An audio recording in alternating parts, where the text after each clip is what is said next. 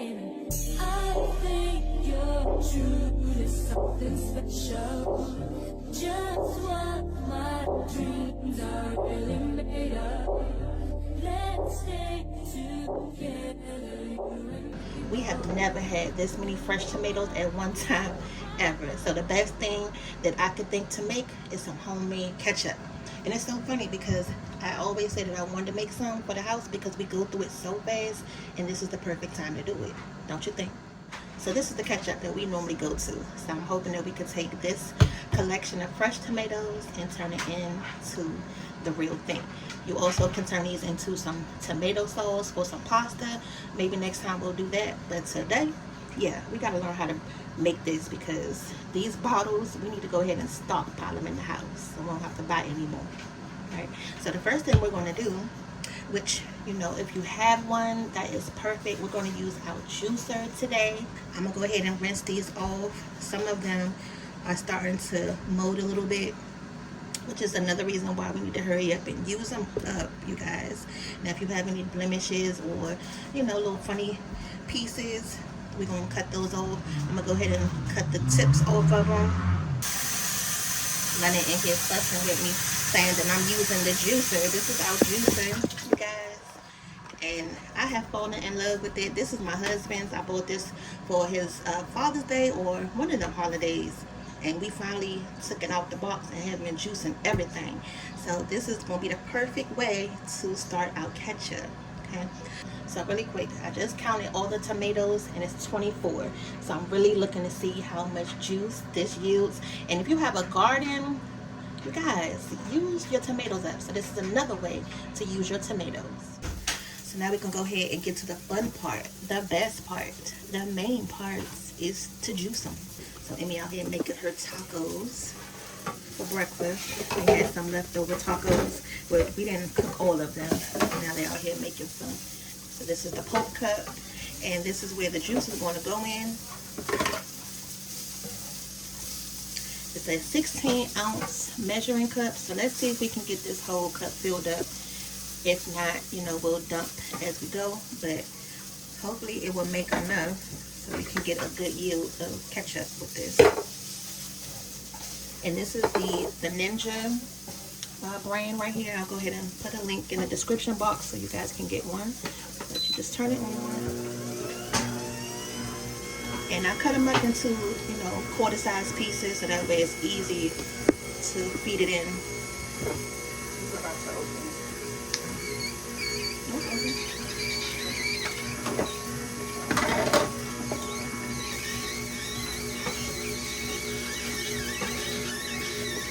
This little piece right here, you can push it down.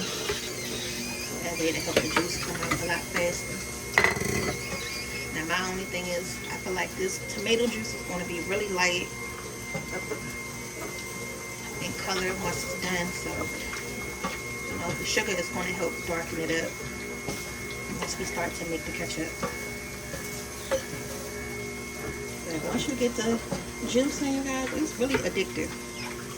I have been pretty much doing a lot of different things, and so has, you know, the kids and daddy. So you see what I'm doing at this point? I'm gonna go ahead and finish this, get the whole bowl done, and we'll move on to the next step. This is the first cup, the first full cup it has made, and we still have a lot of tomatoes left. So what I'm gonna do is I'm gonna add it to this measuring cup here, so that way we can get a full gauge of how much we have.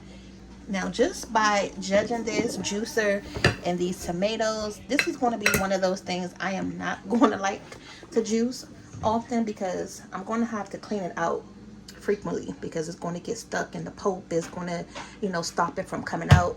So this is my second time having to clean it. I didn't have time, nor did I feel like, you know, peeling all these tomatoes to make it a little easier. If you want to do that part, you can, because some things when you juice, it just tastes better. And the process is a little easier if you peel it first. But y'all see how many tomatoes that was. I'm not about to do that right now. It made a little over 4 cups of tomato juice. To thicken it up, we want to add some tomato paste. It's like a tube of toothpaste. The only difference is we want to poke the hole with the top. Okay, now it's open, and I'm gonna do about 1, 2, 3. 3 squeezes of that, and that's also going to help thicken up ketchup up as well. Also, it's helping to change the color on it.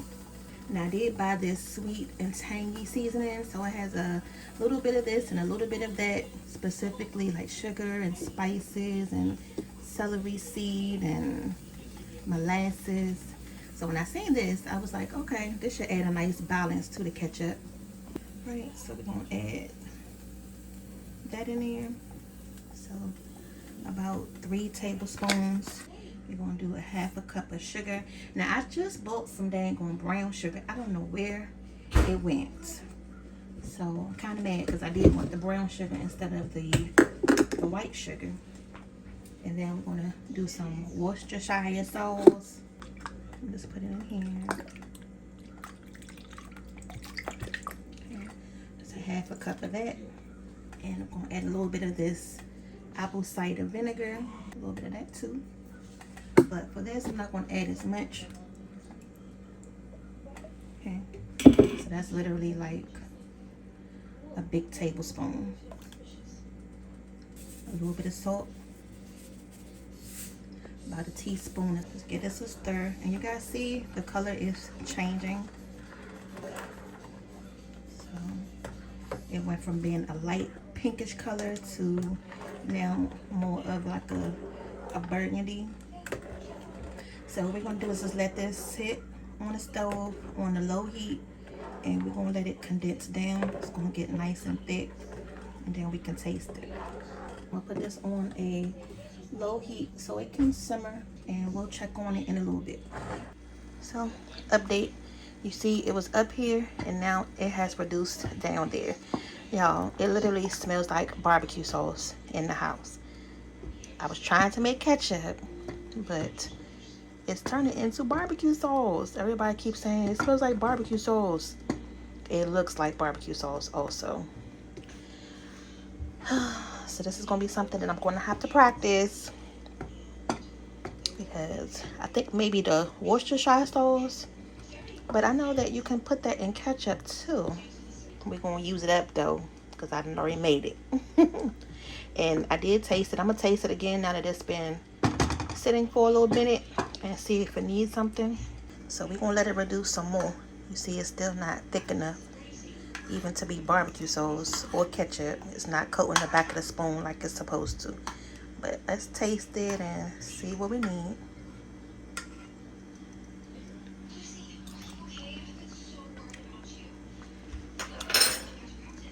Yeah, that is definitely barbecue sauce.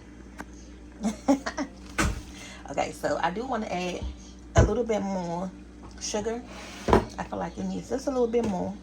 So we're going to add about another 1/4 cup of white sugar in there. And I've had the top off the whole time because that's going to help, you know, get it thicker and condense down. So the top has been off the whole time. And I'm going to add a little bit more of this.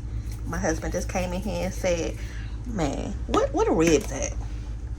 You know, to go with the dang on now barbecue sauce.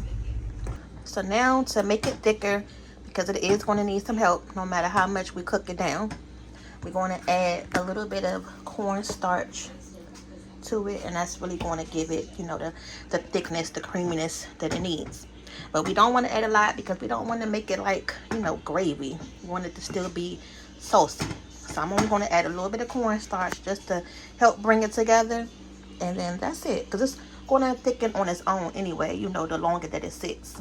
Okay, so what I like to do is whatever I'm adding the cornstarch to, I just take a little bit of that same liquid and then just stir it into there.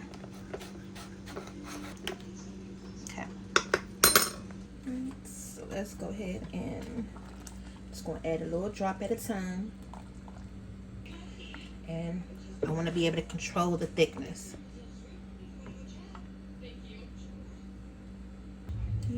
So add a little bit more. Like I said, I don't want to make it too thick, because once it sits in the bottle or your cup, whatever you want to put it into. You want to make sure you can still spread it and it's still, you know, a little bit liquidy.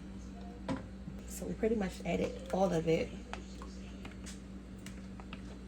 Because you can make it, you know, thick, but you can't take it out, y'all. So it's coming up to a boil. And this is where you want to continuously stir it so it doesn't clump up. Now I have to figure out what we're going to put this sauce into. I wish I had an empty barbecue sauce bottle so that way we can just, you know, pour that in here. I think I got something. I think I have something I can put this in. We're going to have to let it cool down first though. Alright, so this is done. And I'm going to go ahead and get the container ready and let this cool down before we can even put it in the container. So I put it in a measuring cup so that way I can get it to cool off.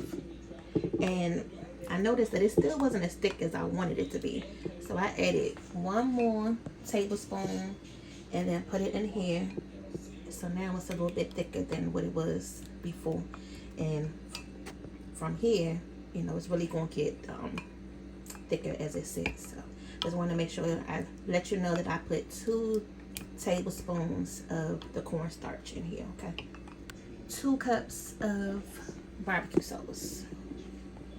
So I'm gonna go ahead and put the barbecue sauce in one of these 16-ounce jars. These have turned into our juicing containers. So it's perfect timing, you know, for this right here. I've let it just sit on the counter and, you know, to cool off. And we're just gonna go ahead and bottle it up.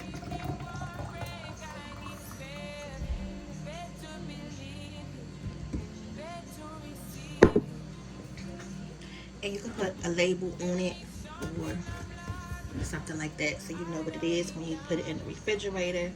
But this is our homemade barbecue sauce, you guys. I'm gonna save the rest of that, you know, for something that we're about to eat right now. But if you can just let this chill out in the refrigerator, it's gonna be good to go. And it's still gonna be able to thicken up, you know, as it sits in the fridge.